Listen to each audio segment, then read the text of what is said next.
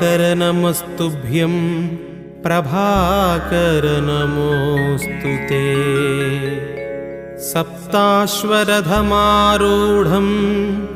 प्रचण्डं कश्यपात्मजं श्वेतपद्मधरं देवं तं सूर्यं प्रणमाम्यहम्।